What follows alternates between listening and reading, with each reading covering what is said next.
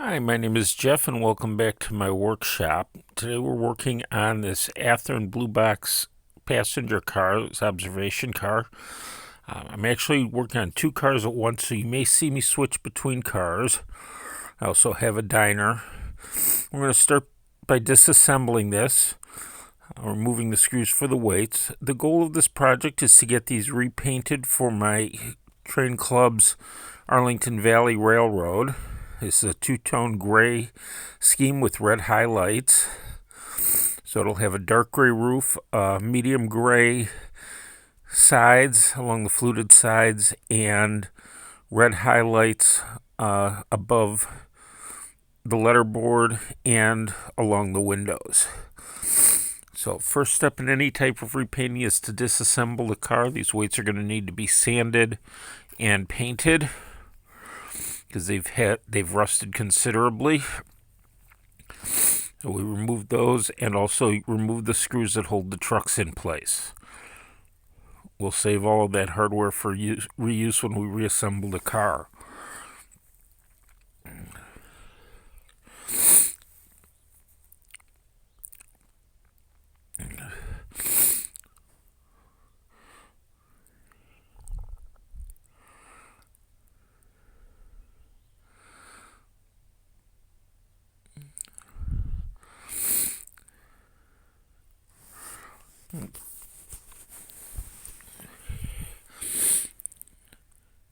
With the screws in place, the truck just drops off. And one thing I'm noticing is a lot of paint. We need to get the windows out. Most of them are already out, but there are a few in here that we're just going to use our screwdriver to kind of pry out. The clear plastic that Athearn used in these is very thick, and we're going to end up replacing that with clear acetate, thin acetate, which I like a lot better, and will work well in this model. Also, a number of the windows were broken or missing, so this will allow me to get those replaced. So you can see the windows are now removed, and now it's time to strip the paint. We're going to do that using isopropyl alcohol in a bath of it. This is 90% or 91% isopropyl alcohol. I just put the cars into a tub that they fit into, something large enough to fit into, and pour in the alcohol to cover. And then we're going to let this sit for about an hour or so, and then we'll be able to start scrubbing the paint off of it. We'll see how it does. Total soaking time will probably be a couple of days. My experience is that the red, blue, and white along the window boards can be a bit stubborn. But this is a couple hours later, and the silver paint on the underframe is coming off well. So we'll just keep working on it using an old toothbrush.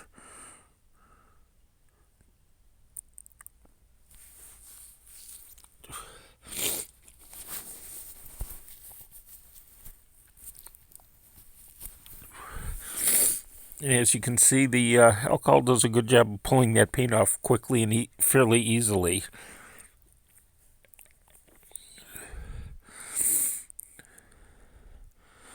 And we can work our way around the car side and also along the bottom of the car.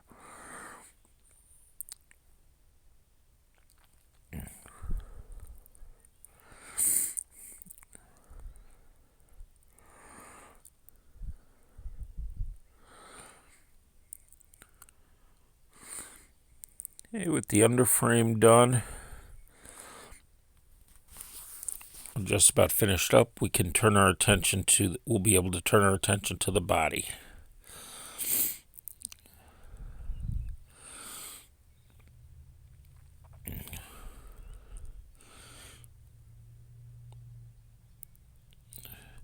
And one thing you do want to be careful is get the paint out of all those nooks and crevices, because it'll show up on your final paint job if there's any left in there. Just make for an uneven coating. Once it's done, we can set the underframe aside to dry. I'll just let it air dry, and then I'll rinse it off with soap and dishwasher. Water with dish soap, just to give it a good cleaning, get any alcohol residue off before we start painting. As you can see, the silver again is coming off easily, but the red and the blue is being a little more stubborn. So I did eventually get it all off, but it did take about 48 hours of soaking before the red and blue came off.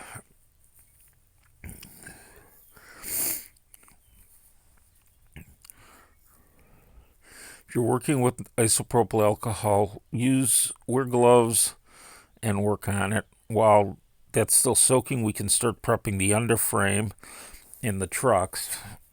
So want to replace the horn hook couplers with Katie's, and they just drop into the the pockets on these truck mounted couplers.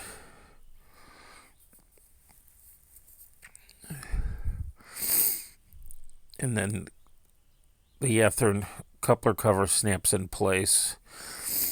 The other thing we want to do is replace these wheel sets. It has one metal, one plastic wheel on it. We want to replace it with an all-metal wheel set, and also one that has a more scale flange on it. These are a bit oversized. Before I install the new wheel sets, though, I'm going to use my truck reaming tool to clean out the journals on the truck journals, and just make sure there's no flash and no dirt in there, and this will clean them out and get them in. Just insert it into the journals the way you would a wheel set, and then you can just give it a spin and it'll clean those out and help shape them so that they give you a smooth running truck. And you want to make sure you get all 4 journals, because this cuts on one side of the tool only.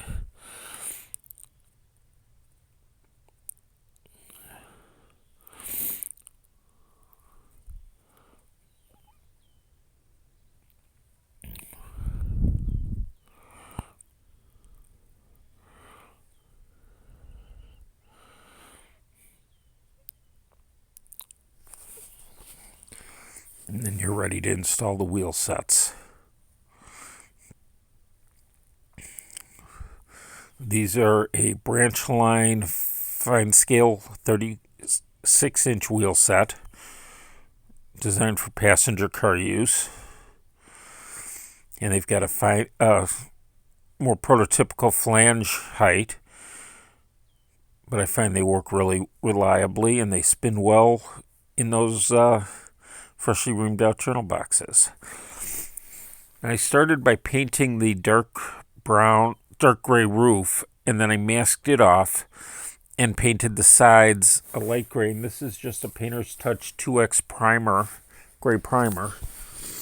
The roof is a charcoal, I think they call it charcoal. Again, Painter's Touch 2X, which is a dark gray, almost a black, looks like a grimy black. And to mask for the stripe above the number boards and for the windows, I'm just cutting some strips of masking tape from blue painter's tape. I've also worked with in the past on other projects with the Tamiya masking tape, which is already a thinner strip and works well as well.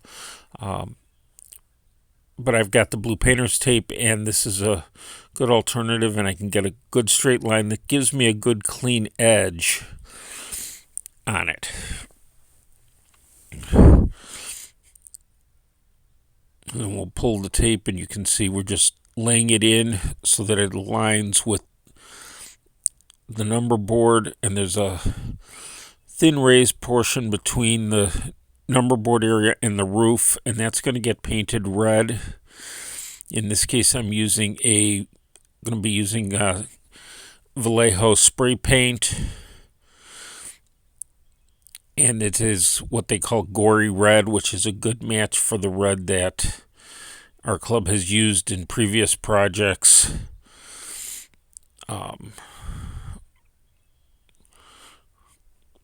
In the past. With the top number boards masked, now we're going to take a piece and mask under the windows and just line up the ends.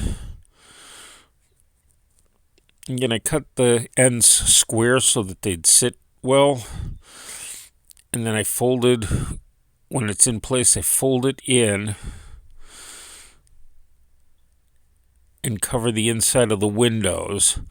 This prevents overspray from getting inside the model and showing through on the final project. And then just work the other side.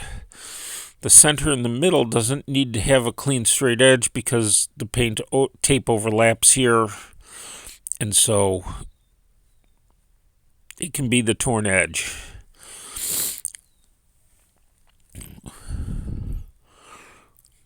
And I'll do the same thing on the other side, and then take it to the spray booth and give it a spray of the red paint.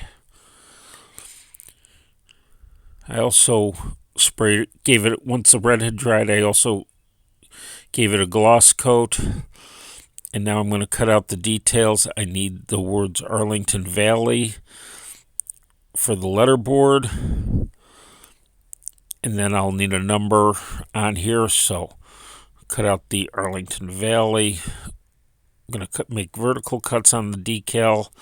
When I cut decals, I always replace my blade. I make sure I have a brand new blade in there so I get a good clean cut.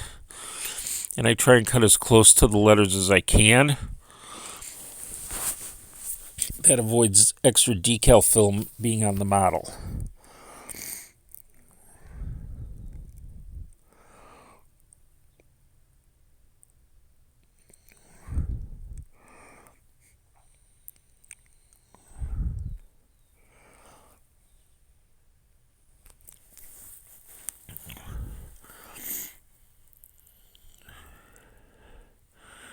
Taking your time decaling can really help make a model turn out well.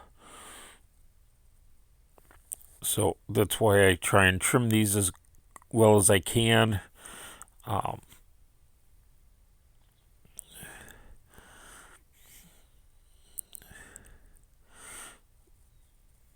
I'm not going to trim out the excess decals between the two words. Having the wording as one decal will make it easier to apply. I don't have to worry about lining the two decals up with each other.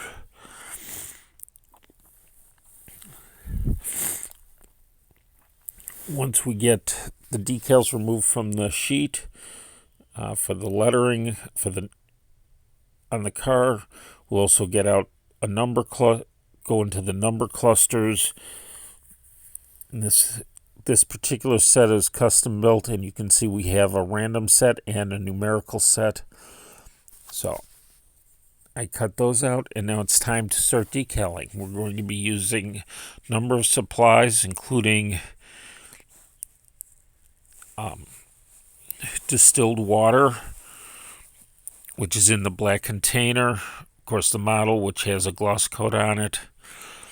I've got a pair of tweezers to hold the decal, a paintbrush that I use exclusively for decaling, a toothpick, and decal setting solutions, both micro scales, microset, and microsol. We'll be using both of those as we go through this process.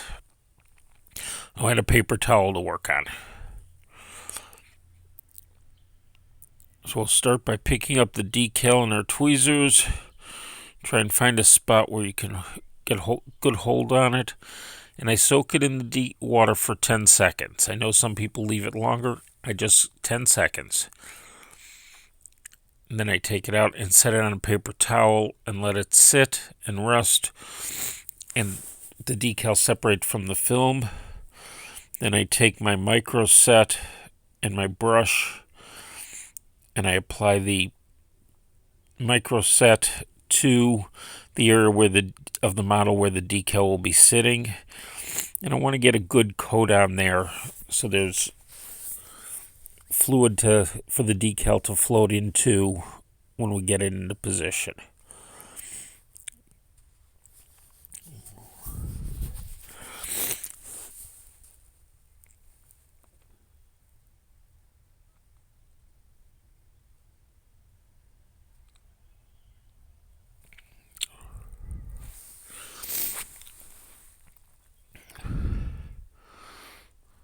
And now we can take the decal, just kind of set it into position, get the decal to start up sliding, and then use the tweezers to just pull the paper out while I hold it, make sure it's held in place. And then I can use the toothpick to make minor adjustments if anything's not perfectly straight to get it into final position. And then we can let that dry while we apply the numbers to the number pad below the windows. Same thing, we're going to let this soak for 10 seconds and then set it on the paper towel until it releases. And again, working with the micro set so that it floats into place.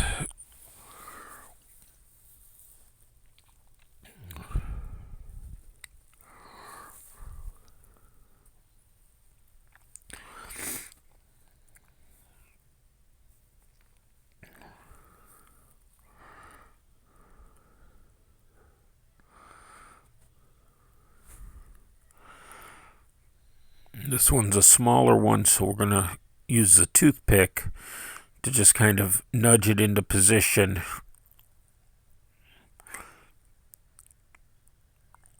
once it releases from the paper, the backing paper.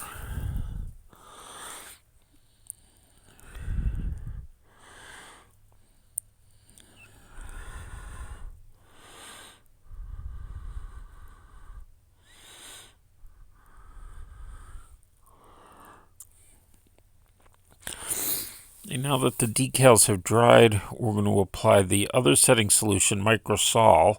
This is a stronger setting solution, and it will really get those decals to settle down onto the model.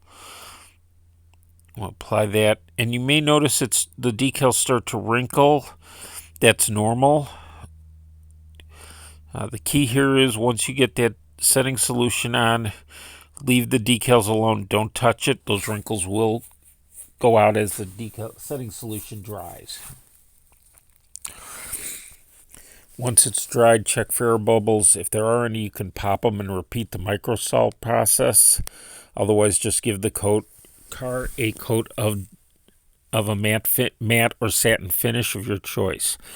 Now, for the observation car, it needed a rear coupler.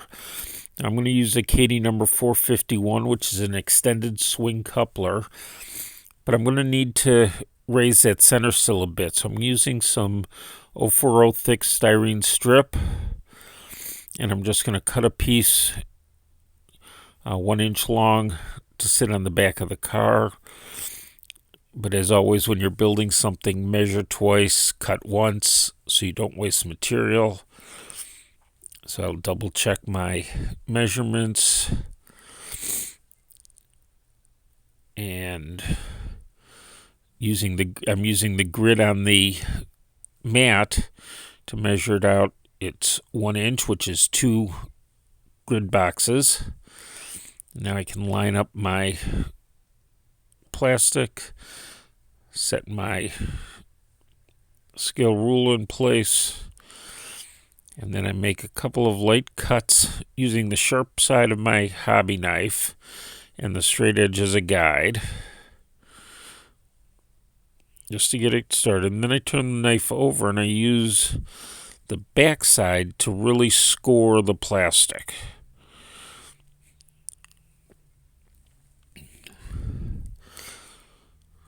the back of the knife will score it and remove the plastic, whereas the knife just kind of pushes it away. So then I can snap it off and get a nice clean cut. And I'm using my, this is Fowler liquid plastic cement. It's a styrene cement I really like.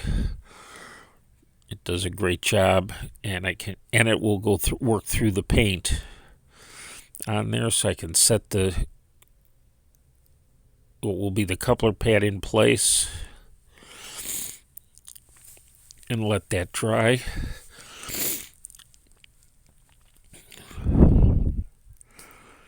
While that's drying, we can start assembling the coupler pocket.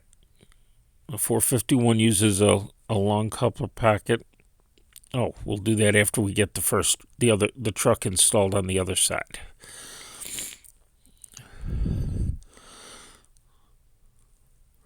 The truck just screws back into place. It already has the coupler and the new wheel sets installed. We'll screw it in, not forgetting to include the number 2 washer that helps hold it in place. And make sure it swings freely.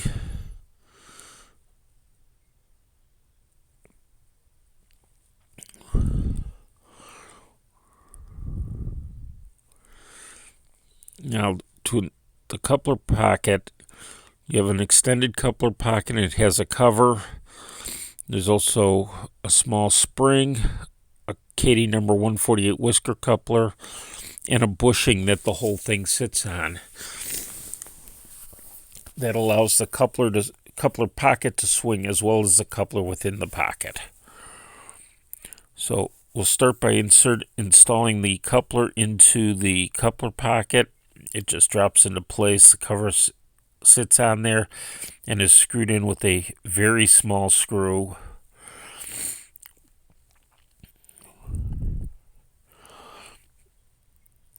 We'll get it started with our screw holder.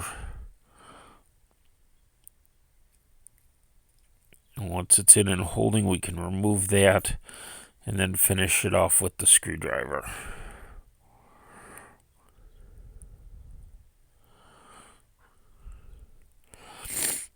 With the coupler installed, now it's ready to install on the car. We first need to locate it. So I set it in place and mark with a pencil the plastic where I'm going to drill my hole. And I just drilled a number 50 hole in here. Unfortunately, I don't have video of that. I thought my camera was recording, but unfortunately it wasn't. But we drilled the hole, and then we installed the bushing and a small spring in there, and then screwed it in place, simply following the instructions with the Katie kit. If you want to see how I do that, let me know, and the next time I do one of these projects, I'll do a specialty video on just installing those Katie 451 couplers. With the coupler installed, car's ready for reassembling. We can screw the weights in place. You can see they're already sanded and painted.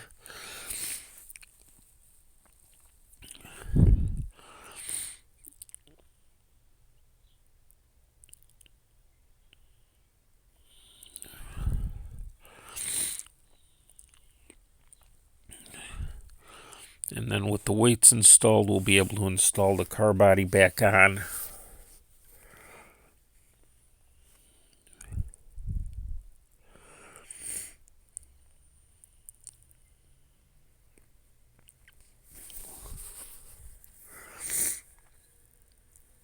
And wrap up this project. I hope you've enjoyed this video.